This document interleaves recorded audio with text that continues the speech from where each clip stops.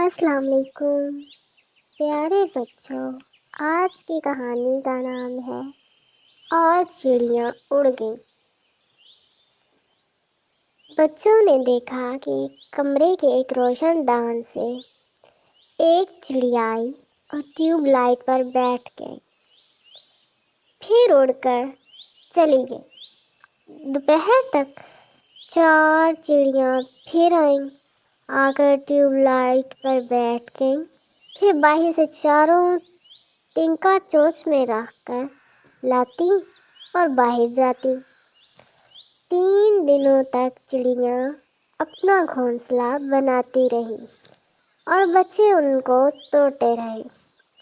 چڑیوں کے ذریعے لائے گئے گھاس پھوس اور ٹنکے بچے اٹھا اٹھا کر گھر کے باہر مسلسل پھینکتے رہے۔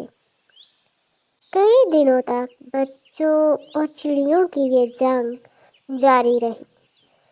چڑیاں گھاس پھوس، ٹنکے، ڈوری، روئی جو بھی ملتا لا کر اپنا گھونسلہ بناتی رہیں۔ بچے صبح کو دیکھتے ہی توڑ تاڑ کر پھینک دیتے۔ بچوں نے کچھ دن بعد دیکھا کہ چڑے کا ایک بچہ ٹیوب لائٹ پر بیٹھنے کی کوشش کر رہا ہے۔ انہوں نے مشورہ کیا کہ کیوں نہ ہم اسٹول پر کھڑے ہو کر ٹیوب لائٹ کے اوپری حصے کی طرف بنے ہوئے اس گھونسلے کو بھی توڑ کر باہر پھینک دیں۔ بچے گھونسلہ توڑ کر پھینکنے کی بات چیت کر ہی رہے تھے کہ ان کی ماں جو ادھر سے گزر رہی تھی انہوں نے سن لیا اور کہنے لگیں، بچوں کیا کر رہے ہو؟ بچے بولے، ماں دیکھو نا، ایک تو چڑیوں نے ہمارے کمرے میں اپنا گھونسلہ بھی بنا لیا اور اوپر سے ایک بچہ بھی ہے جو گندگی پھیلاتا رہا ہے۔ ہم اس گھونسلے کو توڑنے کی بات کر رہے ہیں۔ ماں بولی، نہیں بچوں، گھونسلہ مت توڑنا۔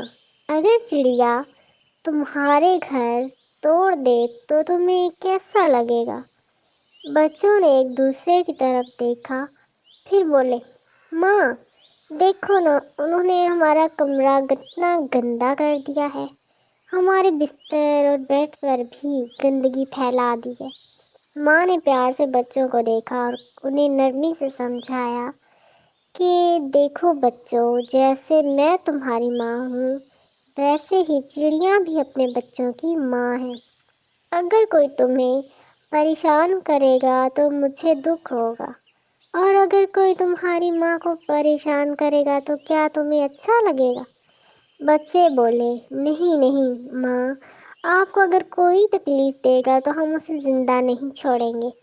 ماں بولی، بچوں اسی طرح تم بھی چڑیوں کو مت مارو، ان کا گھونسلہ مت توڑو، وہ تو اپنے بچوں کے بڑا ہونے کا انتظار کر رہی ہیں۔ جب ان کے بچے اپنے پروں سے خود اڑنے کے لائق ہو جائیں گے تو وہ یہاں سے خود بخود اڑ کر کہیں اور چلے جائیں گے، پھر وہ آسمان کی طرف اڑتے ہوئے تمہیں بہت بھلے لگیں گے۔ بچے بولے، جی امی جان، اب ہمیں سمجھ میں آ گیا، ہم اب کبھی بھی گھونسلوں کو نہیں توڑیں گے۔